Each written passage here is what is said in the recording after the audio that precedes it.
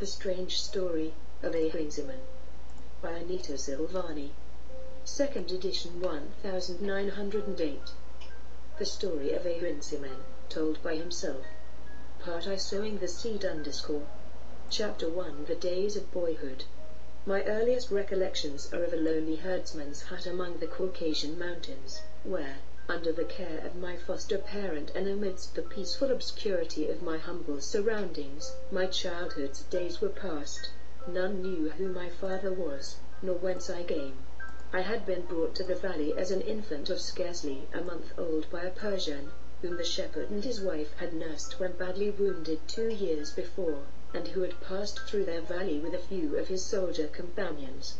Little was known even of this man, but from his dress and costly armor it was judged that he must belong to the higher ranks of the king's army. He had brought me himself, unaccompanied by anyone, and had left a large bag of money to pay for the cost of my maintenance, saying that so long as I was well cared for and kindly treated, my foster parents should never want for flocks and herds of their own to tend, nor gold with which to dower their children, but that no attempt must be made to learn whose son I was, nor why I was thus given into the care of strangers. Twice after that this man came to inquire after me, and to see that I was thriving well in that wild mountain valley, and then for several years he came no more. However, as far more than sufficient money had been left with me to provide for all my wants, no great surprise was felt at this. Indeed, the gold given had been so considerable a sum that from a humble tender of other men's flocks my foster father was able to purchase a fine flock of his own, and to remove from the tent where he had dwelt to the little stone building, which I remember, and which, though it seems but a poor humble place to my thoughts now, was yet the summit of his ambition. Thus he and his wife had every reason to tend me well. They had a numerous progeny of their own, some older and some younger than myself, but by them, even in our childish games, I was always treated with a certain degree of deference, as being of a superior rank to themselves, and thus I learned early to rule, even in my small world, and to exact from others a submission to my wishes, which did much to develop in me that love of command which I had inherited from my royal ancestors.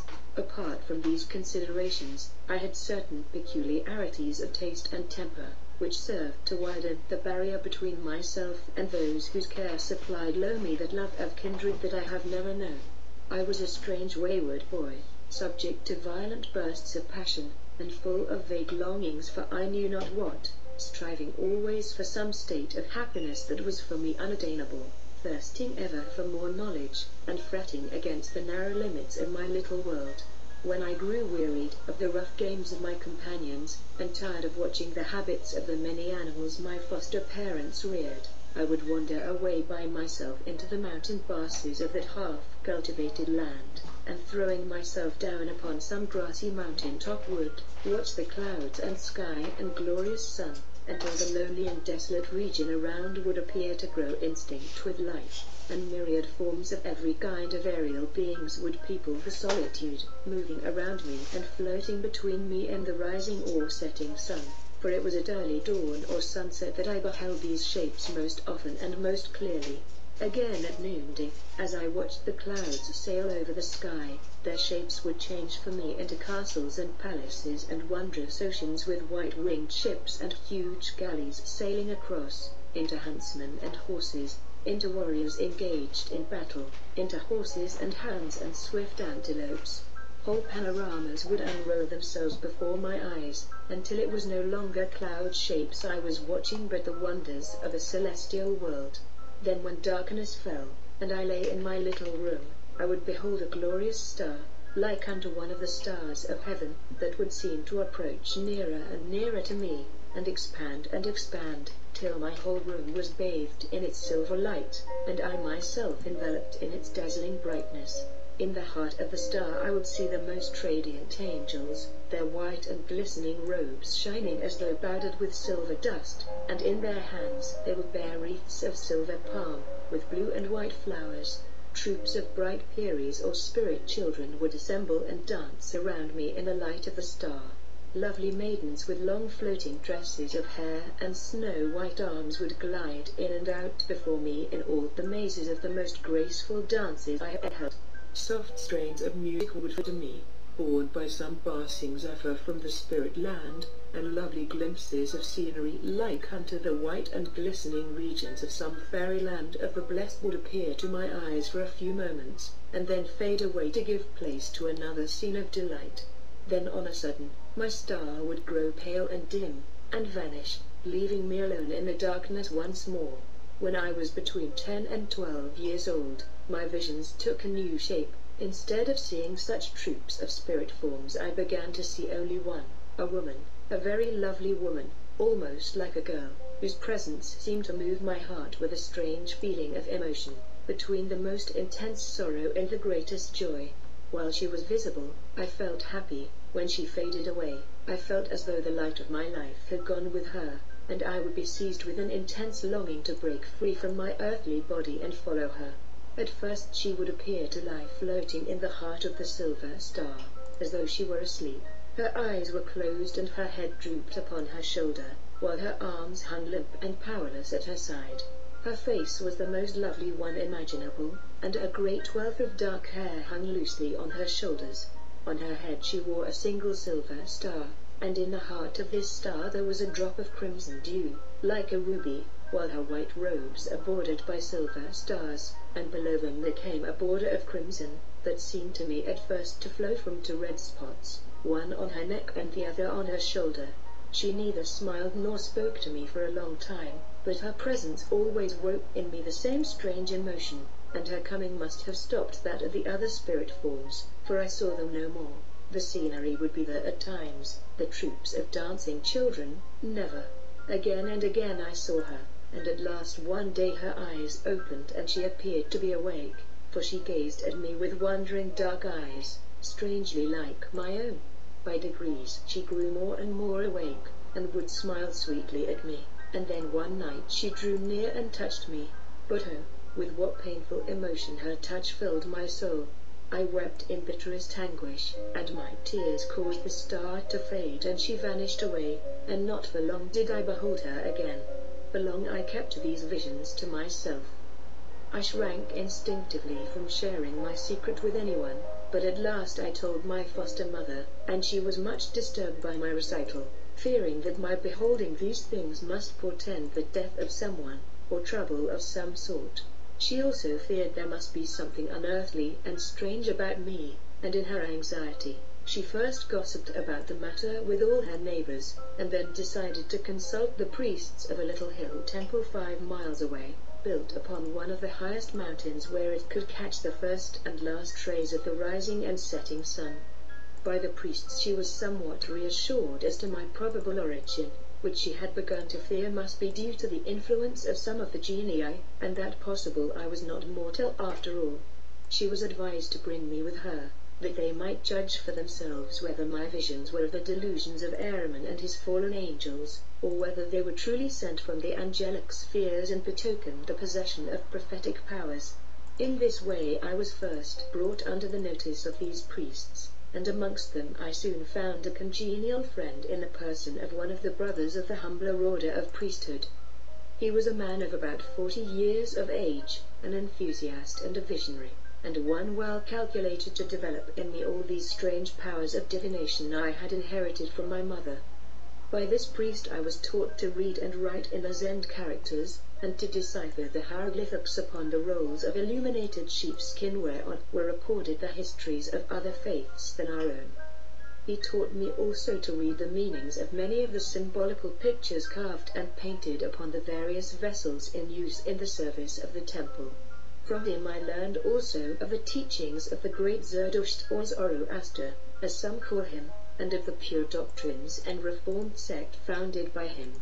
He also taught me that it was possible to acquire the art of leaving the earthly body, and wandering at will through the spirit spheres, even as had been done by the great Zerdusht himself, in order that he might bring back from thence the teachings of the higher spirits. To do this required a long and severe apprenticeship to spiritual things, and could only be safely practiced by those within the precincts of a temple or other holy sut. See note B. Besides these things he spoke to me of many other mysteries, into which he said it would not be lawful to initiate me unless I had first become one of the neophytes of the temple. He told me that such powers as mine were clearly intended to be dedicated to the service of God, and so worked upon my imagination and enthusiasm for occult things that I was all eagerness to be taken into the temple as he and the other priests advised. This was, however, impossible without the consent of the man who appeared to be my guardian, and matters had to be left in abeyance till he should come again to inquire about my welfare. 2 years passed ere this event, and meanwhile my constant visits to the temple, and the unusual and rare knowledge I was thereby acquiring, and of which I was so proud that I did not keep it to myself, but boasted of it to my companions, had excited the jealousy and anger of our little community. Although my foster parents and their children, from motives of interest and affection, might defer to me and be proud of my learning, it was otherwise with those who had nothing to gain or lose from the favor of my unknown protector, and the neighbors and their sons naturally resented my peculiarities and airs of superiority. I was growing a tall, strong lad, and my quick temper and overbearing ways towards those I deemed my inferiors made me more enemies than friends. First it was said that I was clearly the offspring of some intrigue, since my parents were ashamed to acknowledge me truly such a fellow to give himself airs over them. Then, when my visions were known and talked about by my foster mother, it was said I must be the child of some of the genii, and not mortal at all, that the simple Abukir and his wife had been imposed upon by this stranger, who, they averred, had doubtless foisted some changeling upon them. Vague stories of all kinds began to circulate. It was said I had been seen wandering about the hills after dark, which was in part true, and that it was true I belonged to the class of ghouls and vampires. The hour and the day on which I had been brought to the village were found to be unlucky, and marked with a black stone, and all the misfortunes of the tribe were attributed to my influence, since it was thought I possessed the evil eye. Ere long I began to be avoided by one and all, and though the good priest, on hearing of these stories, called upon the headman of the tribe and told him I was destined to the service of the temple, his visit only served to make the stories against me to be whispered instead of spoken aloud to all the world. At first I felt most bitterly hurt by these things, and all the philosophic consolations bestowed upon me by my friend the priest Abubether failed to comfort me. Then my pride awoke, my imperious temper asserted itself, and I repaid their dislike with tenfold contempt and scorn. Thus I became more solitary in my ways than ever, for ill-natured gossip once started is not easily laid to rest, and the gulf between myself and my fellows became only wider as time passed on.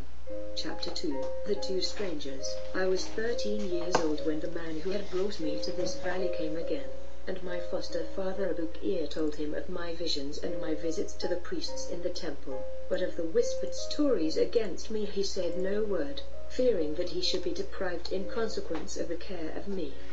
The stranger pondered the matter over for a short time, and then sent for me to speak with him, but I could not be found, as I had gone away upon one of my long rambles over the mountains, and the stranger left, promising to return shortly. A few weeks after this, when I was alone in the house, my foster father having gone to attend some distant flocks, and my foster mother to gossip with her neighbors, I was aroused from my studies by hearing the trampling of horses' feet, and looking out I beheld 2 horsemen dismounting at our door. Their rich dresses and richly caparisoned steeds proclaimed them to be of higher rank.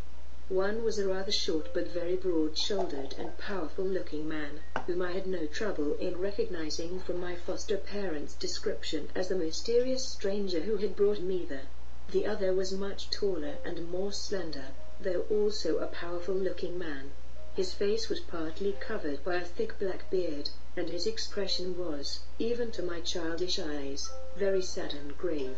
The beauty of the horses greatly attracted me, for I was very fond of all animals, but especially of horses, and I had early learned to ride and to excel in all the simple feats of horsemanship practiced by the hill tribes, who are largely engaged in rearing horses as well as sheep and goats. But I had never seen such beautiful horses as these, such graceful, pretty creatures, that stood arching their glossy necks and tossing their long manes and pawing the ground in their impatience, and I drew near the tall stranger's horse to stroke and caress it, staring at the two men with wondering eyes as I did so. "Where are the herdsmen of Ukiah and his wife?" asked the short stranger. I told him, and said I would go and fetch them, but he stopped me, and said it did not matter, for that it was the boy Ahrinziman they had come to see. All this time I was stroking the horse and patting it, and it seemed to like my touch, for it grew quiet under it. The stout stranger noticed this, and added, "You art a bold boy, surely, to be so ready to touch another man's horse."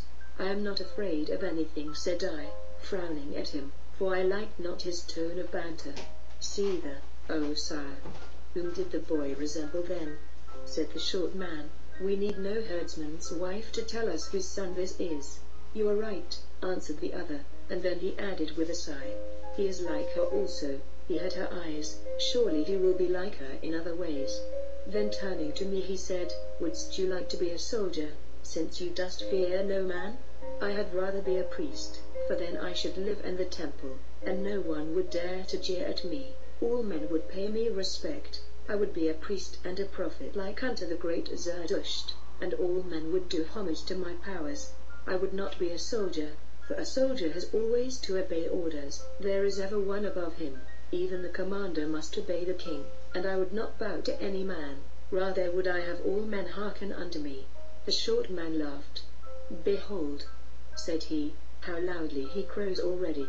But the other answered me gravely, "How dost you know, Ahrinziman, that you couldst become a great prophet? Are there not many within the temples whose lives are ever humble? There had been but one Zerdusht. How can your ambition make you think to become as great as he?" "Because the priest Abubakar says that since the days of Zerdusht there have been few who beheld the things of the spirit world with the clear eyes with which I see them. He thinks that were I to devote myself now to the service of the temple I might become almost as great a seer as Zerdusht. Who knows but that I would surely become as great as he, when I am as old as he was when he began to prophesy. You art not wanting in ambition, truly, O Ahrinziman. Yet tell me of the visions of which you dost speak, that we may judge from whence they come." Then I told him of all those things which I had seen, of the lovely spirits and the bright star and the glowing pictures, and last I told him of the white angel, as I called her. He questioned me much concerning her, and seemed much agitated when I told him how she had looked at first, and when I spoke of the two red spots that gave the red bordering to her robes his face darkened with anger as well as sorrow, and he clenched his hands and appeared moved to much passion. Then I told him that of late the red spots were gone, although the red border remained, and that she was awake now and smiled on me, and had touched me once, but that her touch gave me suffering and pain, although I longed always for her to come to me again. And when I told him this he put his hand upon my shoulder, and bade me look up at him and tell it all to him once more. And as I did so he kept his hand upon me, as though to assure himself who it was that was speaking to him. As I finished my recital for the second time a sudden impulse caused me to clasp his hand in mine, and raising it to my lips I kissed it passionately. It was as though for that instant the most intense love for him took possession of my soul, and I could have embraced him and wept over him in mingled joy and sorrow. But he was a stranger to me, and I was afraid, and the impulse passed away. As I kissed his hand he cried out in agitation, "God of my fathers!" That was her action exactly. That was her way with me. And he took his hand from me and covered his face with his mantle as he turned away. Yet I could tell that he was weeping, for he spoke not, but strode back and forth as though wrestling with his sorrow, while the other man walked away from us into the house, as though in respect to his emotions.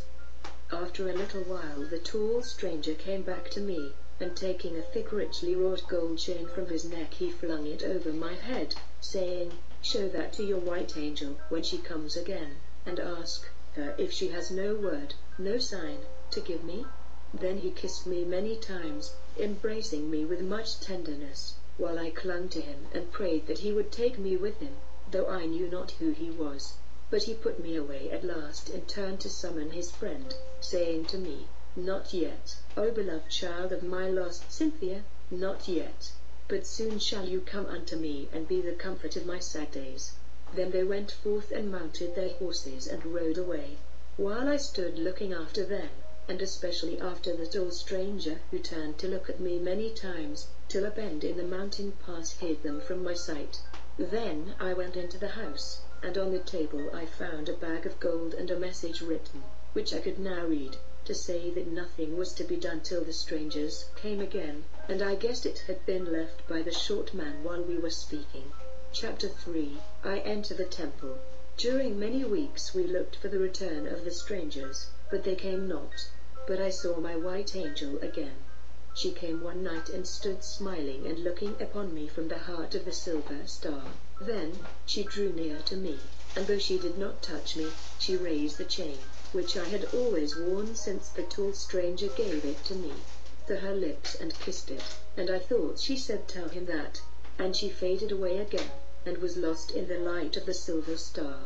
Soon after the stranger's visit, the monotony of our life was broken by the arrival in our village of one of the tribesmen who had gone to fight in the Sultan's army, and who now returned too crippled to serve any longer. He brought with him much treasure, plundered no doubt, during the time of service, and he soon established himself in a fine tent with a wife, whose dress and ornaments became the envy of all her neighbors. And he also bought a fine flock of sheep and goats.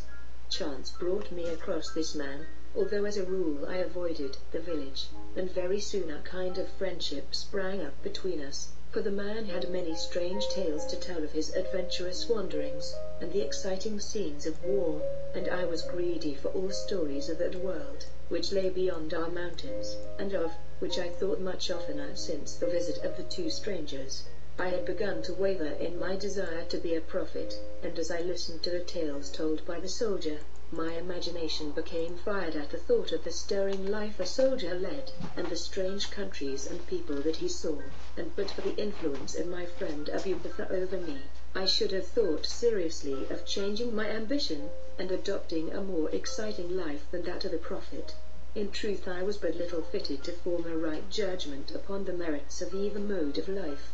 Nearly 6 months passed, and then one evening a hurried messenger arrived upon a weary horse, bringing a ring, which they remembered the short stranger to have worn, and a message that the ring was sent in token of the authority of the messenger, and was to be kept until the owner came himself to claim it, and they were to lose no time in placing me within the precincts of the temple. Then the man rode away again, and thus was my fate decided. The next day I was taken to the temple, and formally received by my friend and the other priests. And after all, instead of hailing this event with joy, as I should have done some months before, I felt instead a feeling of disappointment and foreboding of some sorrow. I did not enjoy the happiness of my beloved friend's society long. Within a year from my admission to the temple, he died quite suddenly, leaving me once more without one congenial friend. I had thought he would at least come back to me from the shadow land, as my white angel came, but I never saw him, and not till I myself passed over to the world of spirits did I learn why. The other priests were kind to me, but not the sympathetic friends that Abubakar had been, and I lost my spirits and grew very sad after his death. Then there came another change, and for me a harder one still. I was sent, why, I was not told, from the little mountain temple to the far larger and far more important one of Amirat, and there began for me a long and weary and monotonous period, which, were I to describe it in detail, would but weary those who read my story. This temple of Amirat was a very different place to the little lonely one amongst the mountains of the Caucasus, and its priests were far more wealthy and autocratic than the humble, kindly men I had known, and once fairly dedicated to the service of God. I found life to be a very different thing from what it had been during the pleasant, friendly intercourse I had held with my beloved friend.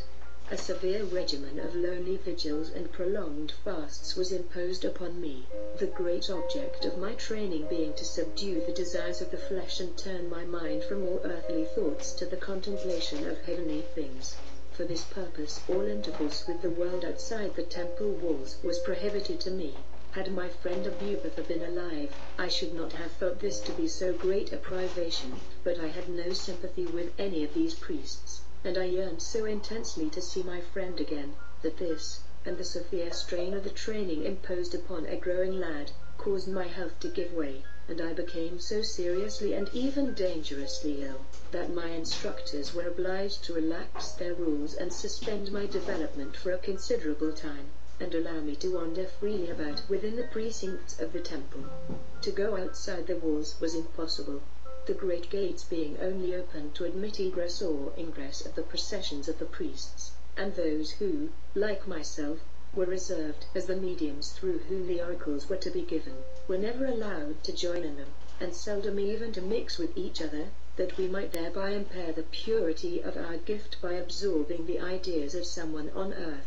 We were only allowed to see the priests, men, who not possessing the power of divination themselves were yet the instructors and regulators of the lives and visions of those hapless sensitives who possessed these gifts. During the period of my illness my visions departed or became so confused as to be valueless, and when I returned to health I found that they had assumed a new form. My white angel and the troops of dancers I never more beheld, but instead I would see grave majestic men in priestly robes, bearing long scrolls in their hands, who showed me the answers to questions asked of them by the earthly priests by means of pictures and by messages conveyed in symbolical language, scarcely understood by myself, but whose meanings were interpreted by the priests, and, I am very certain, often wrongly interpreted and distorted to suit their own peculiar idiosyncrasies, and to dovetail into their own theories. That my powers were very great was fully recognized, and I was therefore more completely isolated from my companions than ever in order that no influence from them might blend with the oracles given through me, a wise precaution theoretically, but one whose usefulness was greatly nullified by the constant presence and influence around the clairvoyance of these strong-minded positive-eyed priests, with their fixed theories concerning most things, and their desire to make all revelations coincide with them.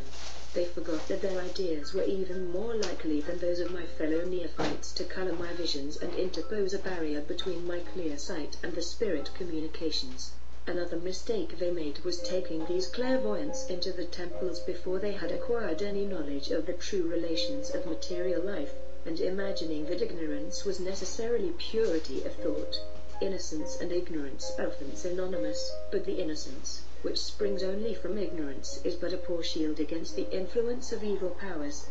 These ignorant beings might be like children in innocence, but they were also like them in mental development, and had all the failings and weakness of children as well as their virtues, all the illogical imperfect standards of judging things, and all the undisciplined unregulated passions. And like children, or half-developed souls, they could only come into direct communication with the spirits of the Silver Star, whose own ignorance of mundane affairs did not fit them to become very wise counselors. The influence of the mortal priests might and did give more practical bias to these imperfect revelations, but their influence did not come from the spirit side of life, and only served to confuse what did. Hence arose that condition of error and confusion, which as time went on, became so marked as to discredit the oracles altogether, and led to the final overthrow of those systems of religion of which they formed so important a part. The prophets who led a more natural life and mingled with their fellow men might, and often did, color their prophecies with the thought emanations of those around them, but their visions, being drawn from the practical experiences of life, were of a certain practical value, though, owing to the fact that prophets who could thus mingle freely with other men were not of the highest order, their source of inspiration was limited to the first and second spheres, and their visions were therefore far from being as beautiful and elevated as those of the mystics secluded within the temples. The spiritual laws, which govern the various forms of divination, and which explain the causes of the different degrees of power, I shall enter into more fully at a later stage of my history, when I had come to understand them more fully myself. To return now to the experiences of my life in this temple, I may point out that a sensitive or medium is of necessity one who feels readily all the influences which prevail around him or her, the material being the strongest influence, will be felt first and in the most dominant degree. Hence the priests in the temple were themselves responsible for many of the things I saw or heard, and their constant influence about me shut out as with thick veil of materiality the more spiritual visions, which I had beheld as a child when quite alone.